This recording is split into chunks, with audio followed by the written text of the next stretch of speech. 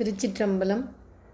உருவாய் அருவாய் உளதாய் இலதாய் மறுவாய் மலராய் மணியாய் ஒளியாய் கருவாய் உயிராய் கதியாய் விதியாய் குருவாய் வருவாய் அருள்வாய் குகனே குருவாய் வருவாய் அருள்வாய் குகனே என் தாயும் எனக்கருள் தந்தையும் நீ சிந்தா குலம் மானவை தீர்த்தியனையாள் கந்தா கதிர் வேலவனே உமையாள் மைந்தா குமரா மறைநாயகனே மைந்தா குமரா மறைநாயகனே.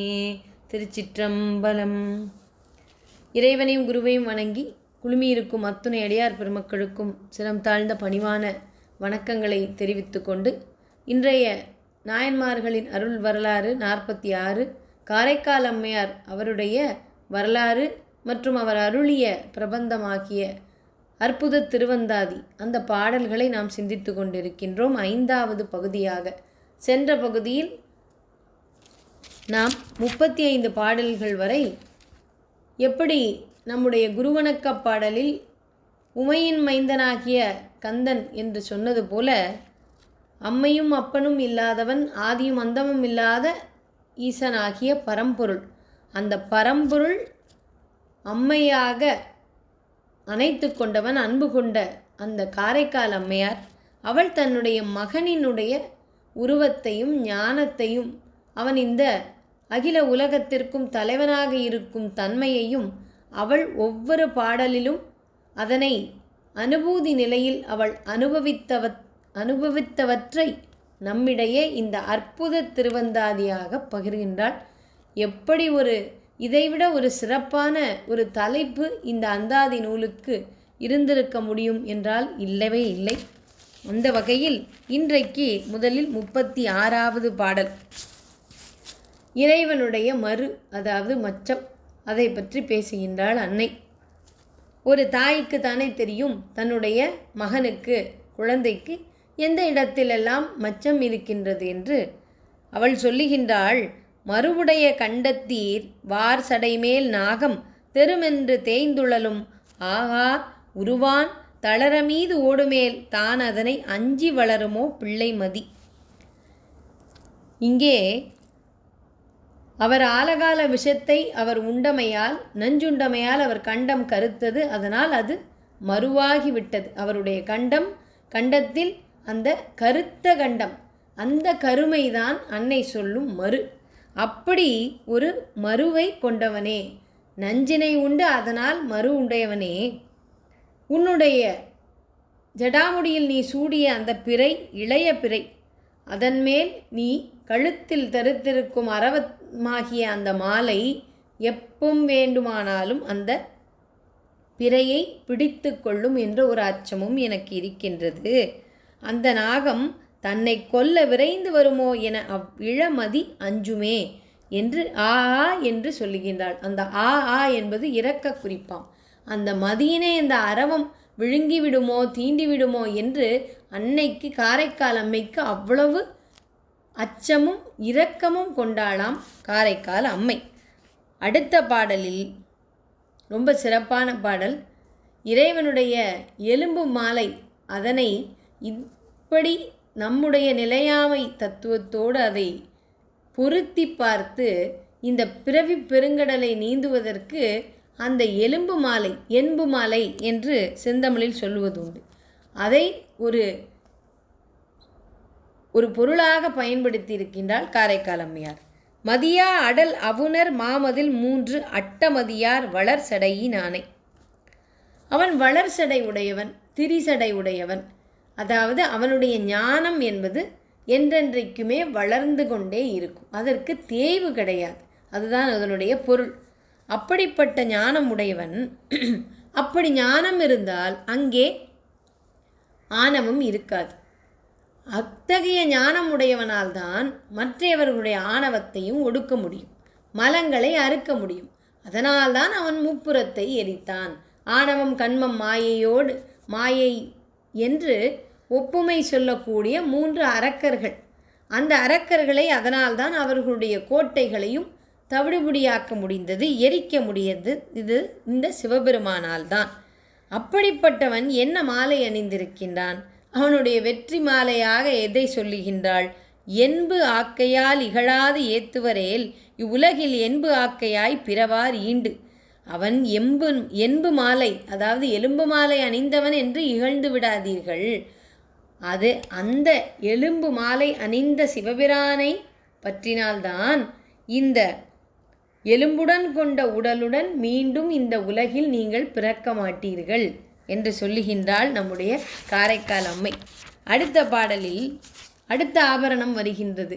எலும்பு மாலை அணிந்தவன், அவன் அரவத்தை மாலையாக கொண்டவன். அடுத்தது பன்றியின் கொம்பு. ஈண்டொளி சேர் வானத்து எழுமதியை வாளரவம் தீண்ட சிறுகியதே போலாதே பூண்டதோர் தாரேறு பாம்புடையான் மார்பில் தழைத்திலங்கு கூரேறு காரென கொம்பு. அங்கே மதி மட்டும், அவன் மதி பொருந்தியவன் அல்லவா, அந்த மதி மட்டும் ஒளியை கொடுக்கவில்லையாம்.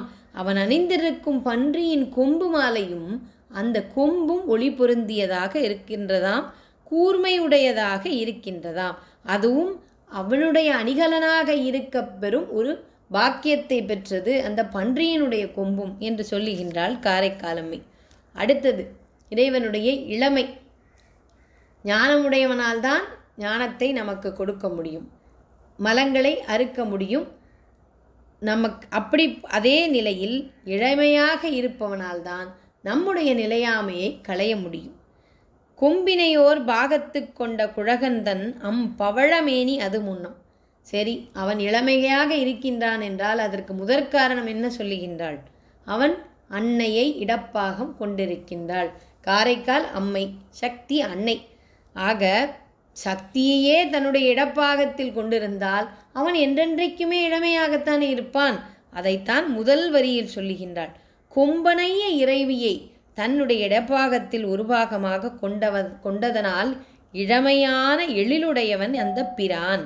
பின்பு செம்பொன் அணிவரையே போலும் அவரின் அழகிய மேனி எப்படி இருக்கிறது? பவழம் போன்ற அந்த மேனி. அது எதை போன்று இருக்கிறதாம்? மேருமுலையை போன்று இருக்கின்றதாம். அவன் இடப்பாகத்தில் அன்னையை கொண்டவன், சக்தியை கொண்டவன். சக்தி மேருமலையில் வீற்றிருக்கின்றாள் அவள். அதனால் அந்த மேருமலையை போன்ற பவளம் போன்ற மேனியை இறைவன் கொண்டிருக்கின்றான். அதனால் இறைவனும் சக்தியும் வேறு அல்ல. அதே போல வெண்பொடியான திருநீற்றினை அணிந்து கொண்டால் அத்திருமேனி வெள்ளி மலையாகிய கைலாயத்தை போன்றிருக்கும். அன்னை அவள் பீடாதிபதியாக வீற்றிருக்கும் அந்த மேருமலையையும் சொல்லிவிட்டார், சக்தி பீடத்தை. இறைவன் அன்னையோடு காட்சியளிக்கும் அந்த கைலாய மலையையும் இங்கே சொல்லிவிட்டாள் நம்முடைய காரைக்கால் அம்மை. அவன் அந்த திருநீற்றினை அணிந்திருக்கும் பொழுது அவன் மேனி முழுவதும் வெள்ளிமலையாகிய கைலாயத்தைப் போல இருக்கின்றதாம் காரைக்கால் அம்மைக்கு. அடுத்தது அடியார்களினுடைய சிறப்பு. யார் மடநெஞ்சே என்று சொல்லுகின்றார்? மிரித்தும் மடநெஞ்சே வாயாலும் சொல்லி குறித்து தொழு தொண்டர் பாதம். வாயால் அறியாமையுடைய நெஞ்சே, இவனை காப்பாற்ற வேண்டும் என்று எண்ணாதே. எவரும் கொள்ளாத மதியினை குறுங்கண்ணியாக திருமுடியில் வைத்து கொண்டவரை மீண்டும் வாயால் புகழ்ந்து பாடு. இறைவனை எப்பொழுதும் புகழ்ந்து பாடு, தியானித்து கொண்டே இரு. அப்பிரானின் திருத்தொண்டர்களின் திருவடிகளை தொழுதிடு. இறைவனின் புகழ்பாடு, அவனை தியானத்தில் அவனை இருத்திக்கொள். நீ வணங்க வேண்டுவது அவனுடைய திருத்தொண்டர்களுடைய பாதத்தினை. அப்படி செய்யாதவர்கள் அனைவரும் மடநெஞ்சம், அறியாமையில் திளைக்கின்றவர்கள். திங்கட்குறுங்கண்ணி கொண்டார் மாட்டு உள்ளதார் கூட்டம் ஒருவு. அப்படி தொழவில்லை எனின் அவரை எண்ணாதவர்களின் கூட்டத்தினின்று நீ விலகிச் செல்வாயாக. யாரெல்லாம் இறைவன் மேல் பக்தி கொள்ளவில்லையோ அப்படி ஒரு கூட்டத்தோடு நீ இருக்காதே, அதிலிருந்து விலகிச் சென்று விடு என்று சொல்லுகின்றார் காரைக்கால் அம்மை. அடுத்த 41வது பாடல் மிகவும் ஒரு சிறப்பான பாடல். அரியதொரு தத்துவத்தை நம் காரைக்கால் அம்மை சொல்லியிருக்கின்றாள் என்பது மிகவும் ஆச்சரியமாக இருந்தது. ஒருபால் உலகளந்த மாலவனாம் மற்றை ஒருபால் உமையவளாம் என்றால், இருபாலும் நின்னுருவமாக நிறந்தெரிய மாட்டோமால் நின்னுருவோ மின்னுருவோ நேர்ந்து. இடப்பாகத்தில் அன்னையாகிய சக்தி இருக்கின்றாள். இன்னொரு பாகத்தில் யார் இருக்கின்றார்? ஒருபால் உலகளந்த மாலவனாம் உலகளந்த உத்தமன் திருமால் வீற்றிருக்கின்றாராம். இன்னொரு பாகத்தில் இடப்பாகத்தில் சக்தி வீற்றிருக்கின்றார்களாம். இப்படி இருபாலும் இவர்கள் இருக்கின்றார்கள் என்றால் நீ எங்கே என்றால் அந்த உருவமாக நின் உருவமே அல்ல அங்கே தெரிகின்றதே. நின்னுருவமாக நிறந்தெரிய மாட்டோமால் நின்னுருவோ மின்னுருவோ நேர்ந்து. இன்னும் ஆய்ந்து அணுகி பார்க்கின் நின்ன வடிவோ என அறிந்திலோம். அது உன்னுடைய வடிவமாகவே தான் இருக்கும். இருப்பினும் இப்படியும் ஒரு தரிசனம் தெரிகின்றதே, இதற்கு என்ன அர்த்தமோ என்று கேட்கின்றாள் நம்முடைய காரைக்கால் அம்மை. அடுத்த 42வது பகுதியில் பிறை சிறிதானதோ என்று கவலை. நேர்ந்தரவம் கொள்ள சிறுகிற்றோ நீ அதனை ஈந்தளவே கொண்டிசைய வைத்தாயோ. பேர்ந்து வளம் குளவி தாய் வளர மாட்டாதோ என்னோ இளங்குளவி திங்கள் இது. குளவி என்பது பிள்ளையை குறிக்கும். அப்படி இளம் பிள்ளையாக ஆகிவிடுமோ அந்த பிறை என்று வருத்தம் கொள்கின்றாள் காரைக்கால் அம்மை அரவம் தீண்டுவதனால். அப்படி இல்லாமல் அது வளத்தோடு இருப்பதற்கு நீ அதனை பார்த்துக்கொள் என்று சொல்லுகின்றாள் ஈசனிடம். அடுத்த பாடலில் தன்னுடைய தாய்மையின் உச்சத்தில் இறைவன் பிச்சை எடுக்க வேண்டாம் என்று கேட்கின்றாள். அதிலும் சொல்லிவிட்டு தேவர்களெல்லாம் இப்படி ஒரு விண்ணப்பத்தை உன்னிடம் வைக்கவில்லையே, நீ எங்கும் பலி ஏற்க செல்ல வேண்டாம் என்று அவர்களெல்லாம் சொல்லவில்லையே, அப்படி இருக்கும் பொழுது என்னால் இது சாத்தியப்படுமா என்ற ஒரு கேள்வியினையும் வைக்கின்றாள். திங்கள் இது சூடி சில்பலிக்கு என்று ஊர்திரியேல் எங்கள் பெருமானே என்று இறந்து பொங்கொழிய வானோர் விளக்காரேல் யாம் விளக்க வல்லமே தானே அறிவான் தனக்கு. இளம்பிறையை சூடியிருக்கின்றாய் பிச்சைக்காக செல்லும் பிரானே, நீ ஊர் தூரும் திரியாதே, நீ அப்படியெல்லாம் எல்லா இடங்களுக்கும் செல்லாதே, பலி ஏற்க வேண்டாம். இப்படி இந்த தன்மையை வன்மையை உடையாமோ, இந்த தன்மையும் வன்மையும் வலிமையும் எனக்கு இருக்கின்றதோ, ஏனென்றால் 33 தேவர்களுக்கு எவ்வளவு வலிமை இருக்கும், அவர்கள் எல்லாமே இப்படி சொல்லாமல் விட்டுவிட்டார்களே என்று அந்த குறையையும் சொல்லுகின்றாள் காரைக்கால் அம்மை 43வது பாடலில். 44வது பாடல் தனக்கே அடியனாய் தன்னடைந்து வாழும் எனக்கே அருளாவாறு என்கொல் மனக்கினிய சீராளன் கங்கை மணவாளன் செம்மேனி பேராளன் வானோர் பிரான். வானோர் அனைவருக்கும் பிரானாக தலைவனாக இருப்பவன் அவன் கங்கையின் மணவாளன், மனதிற்கு இனிய சீராளன், சிறந்தவன், குளிர்ச்சி பொருந்தியவன், இளமையானவன், தலைவனாக இருக்கின்றான், செம்மையான திருமேனி உடையவன், தனக்கே அடியனாய் தன்னடைந்து வாழும் மனதிற்கு இனியான், நல்ல மங்கள குணங்களை உடையவன், அவன் என்பு மாலை அணிந்திருக்கின்றான், இடுகாட்டில் நடனம் புரிகின்றான், அவன் அரவத்தை மாலையாக கொண்டுள்ளான் என்றெல்லாம் எண்ணிவிடாதீர்கள். அவன் உருவத்தை பார்த்து அவன் மங்கள குணம் உடையவன், அவன் இனிமையானவன், அவன் எல்லோருக்கும் வானோருக்கும் தலைவன், கங்கையின் மணாளனாக இருப்பவன். ஆகையினால் அவனை அடைந்து வாழும் ஏழையேனுக்கு அருளாமல் இருக்கும் இயல்புதான் என்ன? அதற்கு காரணமும் உண்டோ கோல். நான் வேறு எவரையும் அணுகாமல் அவனுக்கே அடிமை கொண்டவனாய் அவனை அடைந்து வாழும் ஏழையேனுக்கு அருளாமல் இருக்கும் இயல்புதான் என்னை. அதற்கு காரணமும் உண்டோ கொல். பேராளன் வானோர் பிரான் தனக்கே அடியனாய் தன்னடைந்து வாழும் எனக்கே அருளாவாறு. இப்படிப்பட்ட மங்கள குணங்கள் உடைய உன்னையே சரணடைந்திருக்கின்றேன், அப்படிப்பட்ட ஏழையாகி எனக்கு அருளாமல் நீ இருப்பாயோ? அப்படி இருப்பதற்கும் தான் என்ன காரணம் என்று கேட்கின்றாள் காரைக்கால் அம்மை. பிரானவனை நோக்கும் பெருநெறியே பேணி பிரானவன் தன் பேரருளே வேண்டி பிரானவனை எங்குற்றான் என்பீர்கள் என்போல்வார் சிந்தையினும் இங்குற்றான் காண்பார்க்கு எளிது. ஒவ்வொரு அடியிலும் அவன்தான் தலைவன் என்பதைத்தான் சுட்டி காட்டுகின்றார். பிரானவனை நோக்கும் பெருநெறியே, அவனையே நோக்கும், அதாவது நம்முடைய சிந்தையானது முழுவதும் அவனிடத்தே இருக்க வேண்டும். அவனை தலைவனாக கொண்டு அவன் சொல்லுவதையே நாம் கேட்க வேண்டும். அவன் நம்முடைய வாழ்வில் நமக்கு எப்படிப்பட்ட ஒரு வாழ்க்கையை வழங்கி இருக்கின்றானோ அதனை சிரமேல் கொண்டு அந்த வாழ்க்கையினை அவன் திருவடி பற்றி நாம் வாழ வேண்டும். அப்படி இருந்தால் தானே நாம் அவனுக்கு அடிமையாகிவிட்டோம், அவனை தலைவனாக ஏற்றுக்கொண்டோம் என்ற அர்த்தம். அப்படி நின்னையே நோக்கி ஒழுகும் பெருநெறியை கடைபிடித்து எம்பிரானாகிய அவனின் பேரருளை பெறுவதை இலக்காக கொள்ள வேண்டும். பெருமானார் யாண்டுள்ளார் என வினவுகிறார் ஆயின் அவன் ஈண்டே உள்ளான், என் உள்ளத்து உள்ளான் என ஆர்வத்தோடு உள்காண்பார்க்கு அவனின் காட்சி எளிதாகும். ஆக யாருக்கு எளிதானவன் அவன் என்றால் அவனை தலைவனாக கொண்டவர்கள், எந்த ஒரு மனத்தில் ஐயப்பாடு இல்லாதவர்கள், அவனை சரணடையும் அந்த நெறியே பெருநெறியாக கொண்டவர்கள், அவனையே நம்முடைய சிந்தையில் நிலைநிறுத்தியவர்கள். அத்தகையவர்களுக்கு அவன் எங்குற்றான் என்று கேட்டால் கடவுள் இல்லை என்று சொல்லுபவர்களுக்கு அவன் எல்லா இடத்திலும் இருக்கின்றான், இதோ இருக்கின்றான், இங்கும் இருக்கின்றான், என் உள்ளத்திலும் இருக்கின்றான், புறத்திலும் இருக்கின்றான், அகத்துள்ளும் இருக்கின்றான் என்று ஐயமற சொல்லுங்கள், அவனை வழிபடுங்கள். அப்படிப்பட்டவர்களுக்கு அவனுடைய காட்சி தரிசனம் கிடைப்பது திண்ணம், அது மிகவும் எளிது என்று சொல்லுகின்றாள் காரைக்காலம்மை. இந்த இடத்தில் இரணியனுடைய வதைப்படலம் அதனை உரையாசிரியர் நமக்கு எடுத்துக்கோள் காண்பித்திருக்கின்றார். இறைவன் எங்கே என்ற இரணியனுக்கு பிரகலாதன் கூறுகின்றான், சானினும் உள்ளன் ஓர் தன்மை அணுவினை சத கூறியிட்ட கோணினும் உள்ளன், மாமேறு குன்றினும் உள்ளன், இந்நின்ற தூணினும் உள்ளன், நீ சொன்ன சொல்லினும் உள்ளன், இத்தன்மை காணுதி விரைவின் என்றான். நன்று என கனகன் சொன்னான்.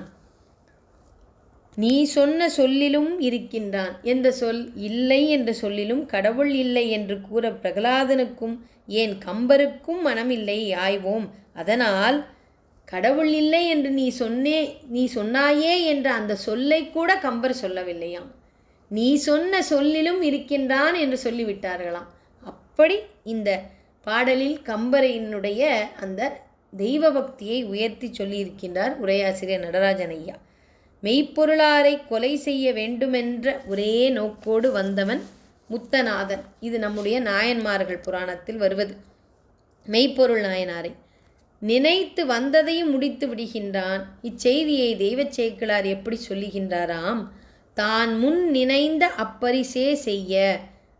அம்மங்கலச் சொற்களை தெய்வத் தமிழ் புலவர்கள் கூறார் என்பதற்கு இதனினும் சான்று வேண்டுமா? அப்படி சேக்கிழார் பெருமானையும் இங்கே உயர்த்தி சொல்லுகின்றார் நம்முடைய உரையாசிரியர். முத்தநாதன் மெய்ப்பொருள் நாயனார் அவர் ஒரு சிற்றரசர். அவருக்கு ஆகமம் அந்த ஓலைச்சுவடிகளை கண்டறிவதில் பெரிய ஆர்வம். ஏனென்றால் அவர் அத்தகைய சிவபக்தர். அதனால் இப்படி ஒரு சிவ ஆகமம் ஓலைச்சுவடி கிடைத்திருக்கிறது என்ற மாதிரி ஒரு செய்தியை சொல்லித்தான் அந்த முத்தநாதன் என்பவன் உள்ளே வருவான். உடனே இவரிடம் அந்த ஓலைச்சுவடியை எடுத்து கொடுப்பது போல சொல்லிவிட்டு தன் உரையிலிருந்து கத்தி எடுத்து அவரை கொன்று விடுவான். அப்படி அந்த ஒரு நிகழ்வில் கூட அமங்கலச் சொற்களை பெரியவர்கள் சொல்ல மாட்டார்கள் என்பதைத்தான் இங்கே சுட்டிக்காட்டப்படுகின்றது. தான் முன் நினைந்த அப்பரிசே செய்ய. அவன் பொய்யாக வந்த ஒரு சிவனடியார். ஆக அவன் என்ன நினைத்தானோ அதுவே நடந்தது என்றுதான் சொன்னாராம் நம்முடைய தெய்வச் சேக்கிழார். இல்லை என்ற எதிர்ச்சொல்லிலும் அவன் அமர்ந்து அவனை அப்படி கூற வைத்தான்.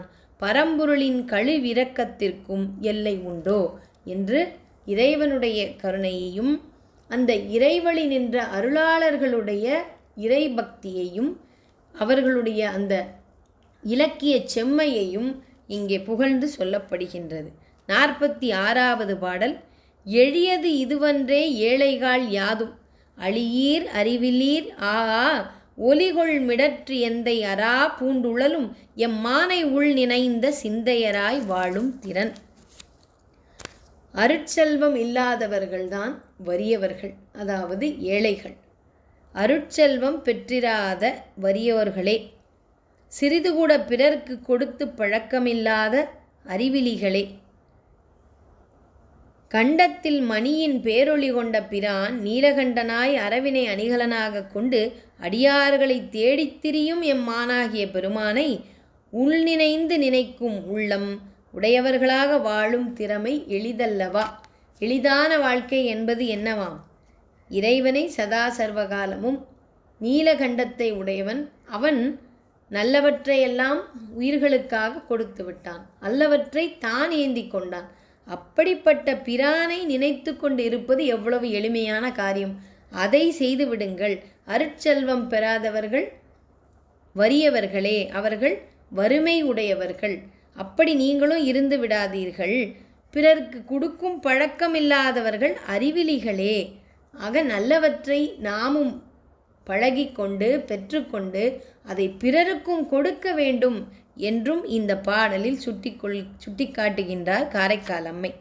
திறத்தான் மடநெஞ்சே சென்றடைவதல்லால் பெறத்தானும் ஆதியோ பேதாய் நிறத்த இருவடிக்கண் ஏழைக்கு ஒரு பாகம் ஈந்தவன் திருவடிக்கென் சேரும் திற. இயல்பாகவே மடமையை கொண்ட நெஞ்சாம் உயிர்களுடைய நெஞ்சு, அதில் அறியாமை இருக்கும். அதைத்தான் சொல்லுகின்றார். கூறினும் ஏற்றுக்கொள்ளாத, அதாவது புரிந்து கொள்ளும் தன்மையே நமக்கு இல்லை, அதனால் அது பேதை நெஞ்சம். நல்ல வண்ணம் கொண்ட மாவடுவினை பிளந்தார் போன்ற திருவழிகள் கொண்ட பெண்ணாகிய இறைவிக்கு தன்னுடைய இடைபாகத்தை நல்கியவன் இறைவன்.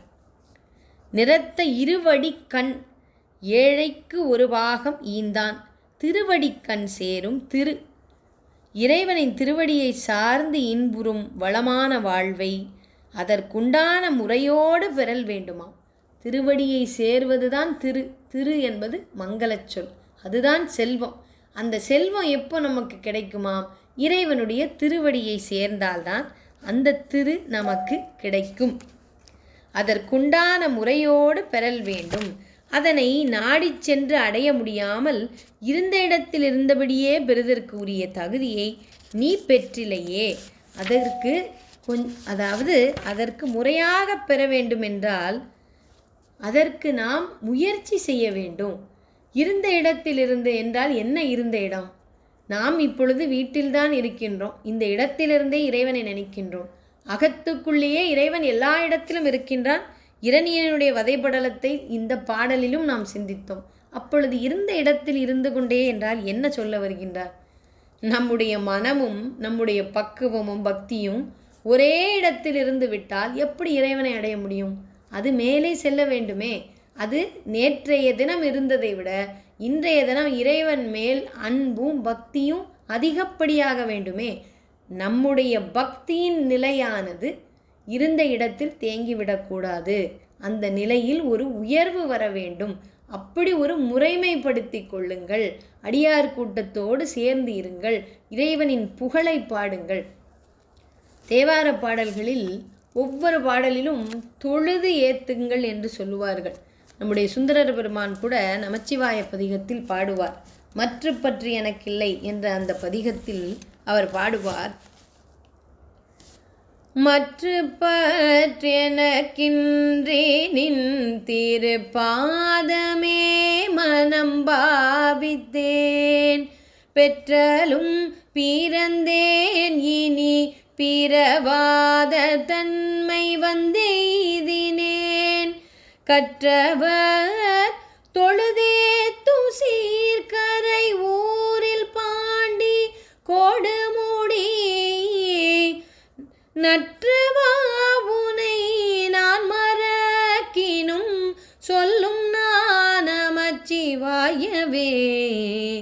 கற்றவர் தொழுது ஏத்தும், கற்றவர்கள் அதாவது நன்மை எது தீமை எது என்று அறிந்து கொண்டவர்கள் கற்றவர்கள். அவர்கள் தொழுது ஏத்தும், தொழுகின்றனர்கள். ஏத்தும் என்றால் இறைவனுடைய புகழை பாடும் என்று கல்லூரி முதல்வர் எத்தீஸ்வரி கிருஷ்ணபிரியா அம்பாஜி அவர்களிடம் ஒரு சந்தேகத்தை கேட்கும் பொழுது சொன்னார்கள், இறைவனுடைய புகழை பாட வேண்டுமா? அப்படி தொழுது ஏற்கும் பொழுது இறைவன் மனம் இறங்குவானாம். எதற்காக? அவனை பற்றி நாம் அப்படி புகழும் பொழுது அவனுக்கு என்ன, இந்த புகழுக்கா அவன் ஆசைப்படுகின்றான்? அவன் நம்முடைய மேன்மைக்காக மட்டுமே அவன் ஆசைப்படுபவன். எங்களுடைய சைவ சித்தாந்த குரு ஐயா சொல்லுவார், இறைவனுடைய ஒரே இச்சை உயிர்கள் மேன்மையடைய வேண்டும் என்பதுதான். அப்படி நம்ம அவனை தொழுது ஏற்றும் பொழுது இந்த உயிருக்கு அந்த பக்குவம் வந்துவிட்டது என்று ஒரு ஆசையில், ஒரு அவாவில் அவன் ஓடி வருவானாம். அதற்காக அப்பொழுது நாம் இன்னும் இறைவனுக்கு அருகில் செல்லுவோம். அதற்காக இறைவன் புகழை பாடுங்கள். அப்படி இறைவனை புகழ் பாடும் அந்த தோத்திரங்கள் தான், அந்த தோத்திர மாலை தான் இந்த 12 திருமுறைகளும். அப்படிப்பட்ட இறைவன் எங்கே இருக்கின்றான்? கடவுள் இருக்கின்றானா இல்லையா? இந்த கடவுள் இல்லை என்கின்ற வார்த்தையை கூட சொல்லவில்லையே இந்த அருளாளர்கள். அப்படிப்பட்ட அந்த ஒரு நிலையை அடியார்களுக்கு அதில் சந்தேகம், ஐயப்பாடு இருந்துவிடக்கூடாது என்பதற்காக. ஏனென்றால் இறைவனை அறியும் அறிவு அது நிச்சயம் அது ஒரு தெளிவு நிலையை அடையும். அப்படி அந்த அறிவு பூக்கும் பொழுது, மலரும் பொழுது பலவிதமான கேள்விகள் எழும். அதைத்தான் கற்றல், கேட்டல், தெளிதல், சிந்தித்தல் என்பார்கள். இறைவனை பற்றி அறிய எத்தகைய ஒரு அறிவு வேண்டும்.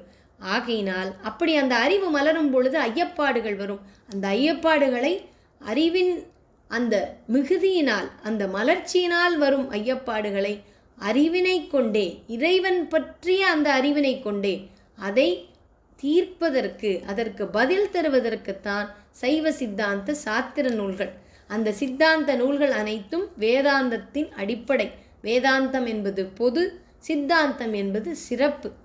அந்த வகையில் அந்த அறிவினை கொண்டே இறைவனுடைய, அவன் அன்பாகவும் இருக்கின்றான், பேரறிவாளனாகவும் இருக்கின்றான். ஆக அவனுடைய அன்பை உணர்ந்து புகழ்ந்து போற்றுதல், அவனுடைய அந்த பேரறிவை, நம்முடைய சிற்றறிவை கொண்டு அந்த பேரறிவை உணர முற்படுவது, இது இரண்டும் தான் சாத்திரமும் தோத்திரமும். அப்படி நம்முடைய பேதமையை இறைவனை புகழ்ந்து தொழுது அதை போக்குங்கள் என்று சொல்லுகின்றார் நம்முடைய காரைக்கால் அம்மையார்.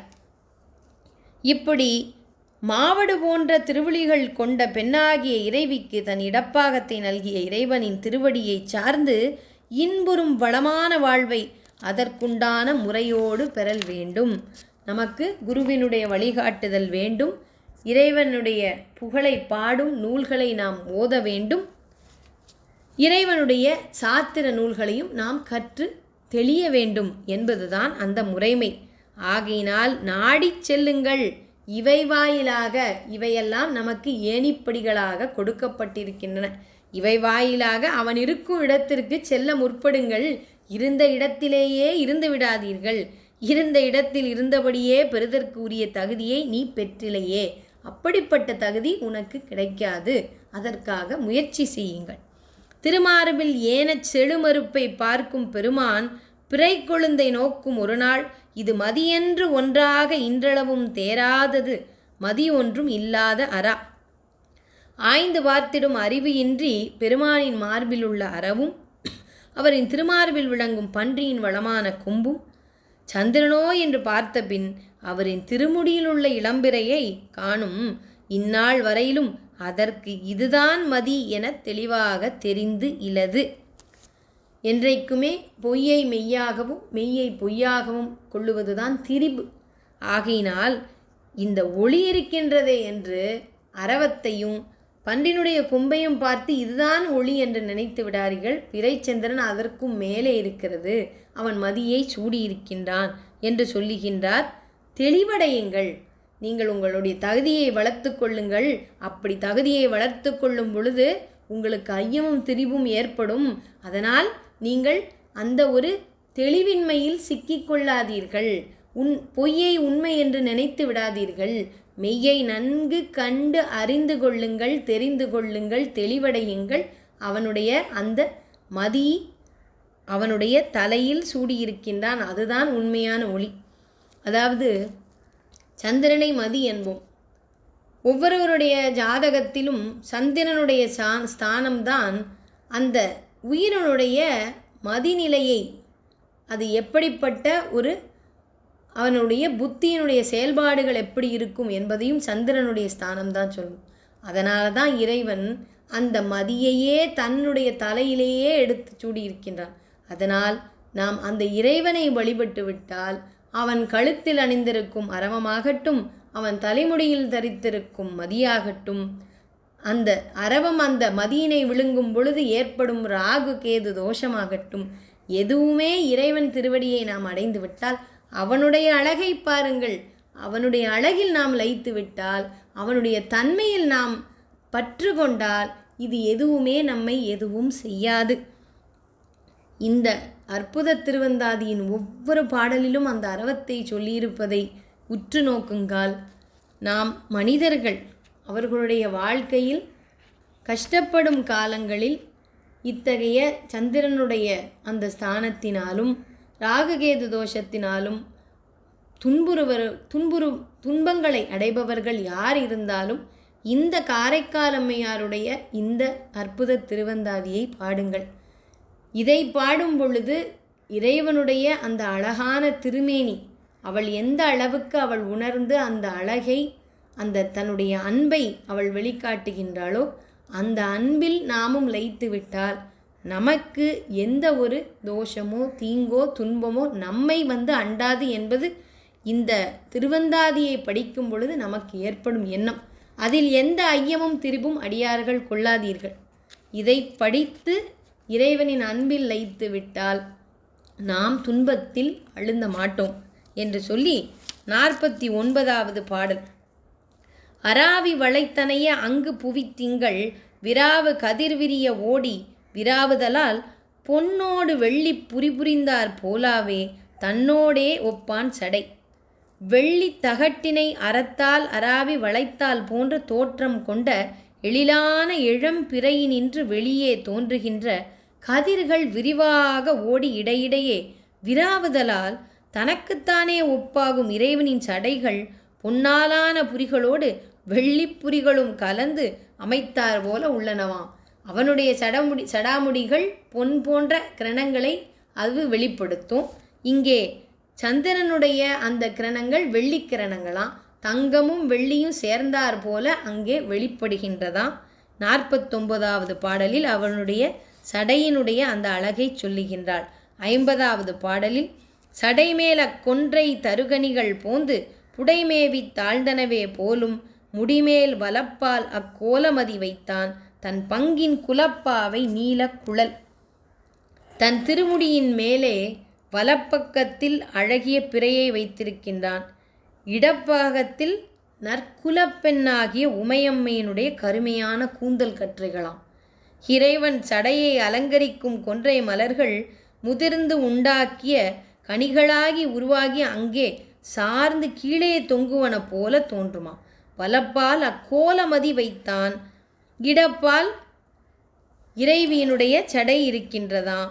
அந்த கொன்றை மலர் மாலைகளிலிருந்து கனியாகி பூவாகி காயாகி கனியாகி என்று சொல்லுவோமே, அப்படி அந்த கனிகளெல்லாம் உருவாகி அங்கே கீழே தொங்குவது போல இருக்கின்றதா அந்த கொன்றை மலர் மாலையாம்.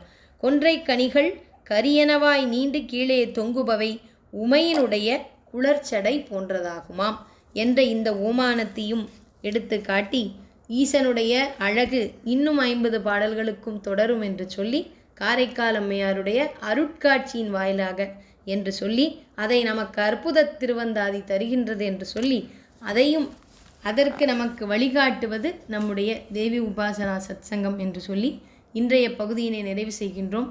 திருச்சிற்றம்பலம். நன்றி, வணக்கம்.